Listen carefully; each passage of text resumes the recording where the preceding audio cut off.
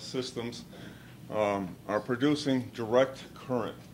So you have to change your direct current with inverters into alternating current that can be used within the building. In Connecticut and in almost every state now, we have what they call net metering laws, where the grid or the electric company has to buy solar electricity from you at the cost that they sell electricity. But in other words, it makes the grid be a battery. So if you overproduce any electricity, you're not using it, it just gets fed into the grid. And what you're feeding it in is at the same price that you buy it. So you're not really selling electricity to the power company. You're just using the power company as a battery. And the reason they do that is because when solar electricity is making its most power in the summertime, when the sun is shining, that's when the grid is the most strained. So it's actually helping the grid. So what they do is all solar systems are direct current, just like your car producing direct current into a battery. We bring it into what we call a combiner box, and then into inverters, and then bring it into the utility.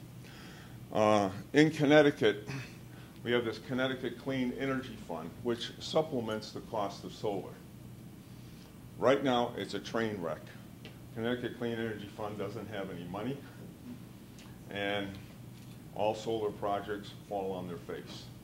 Understanding the economics of solar, the average solar project in Connecticut has been going for about $8.50 a watt. At that cost, with no incentives, no tax incentives, or Connecticut Clean Energy Fund incentives, your cost for electricity is 45 cents a kilowatt hour. We are presently buying at peak 23 cents a kilowatt hour, and on our day-to-day usage, 18 cents. So solar has no economic viability without tapping into the Connecticut Clean Energy Fund, which funds up to about $4 a watt when the average system is going in for $8.50. So that's almost half. To be making a lot of money to take those federal tax incentives and the depreciation. Then it gets it down to compete at $8.50 a watt with all those tax incentives. You're about 20 to 22 cents a kilowatt hour. And then average, because what we do is we're saving at your peak hours or your peak billings, it's just about break even at today's cost. As you go out in the future, it's going to be at a better cost. Talk a little bit about the installation. This is the Westover project. Yes. What we have done on the Westover project is put in a highly insulated roof. We put in an R40 insulation into this converted gymnasium over into a music auditorium. Putting R40 in the roof system itself saves them about $2,500 to $3,000 a year in heat savings, because in a cube building, 80% of your heat loss is through the roof. That has a 3-year payback immediately, and every 3 years is paying back. In terms of putting out a green roof or something that's really going to save energy, insulation is the way in commercial buildings. So we put a highly insulated roof down with 90 mil EPDM. It's a real thick EPDM roof that can last 30 years. Your payback on these solar systems, you really got to look 30 years out, like a 30-year mortgage for your house. So we put down one of our EPDM roof systems, and we have to prime the membrane before we can put these solar laminates right on the roof.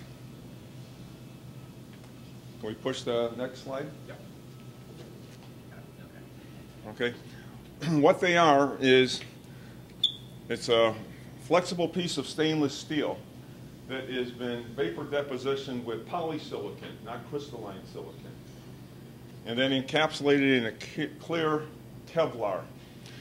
And it has the seam tape that we put EPDM sheets together with in the field. We have put on the back of these, and it's got a peel and release paper. So we stick it right to the roof membrane. And as you saw in the previous slides, we can also stick it right to a metal roof.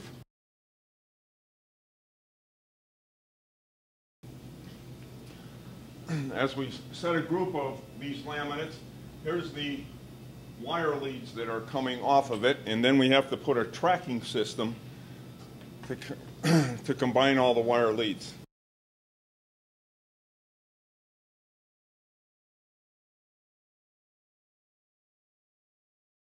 So we can put these laminates either on a metal roof system, or we can put it on big flat roofs.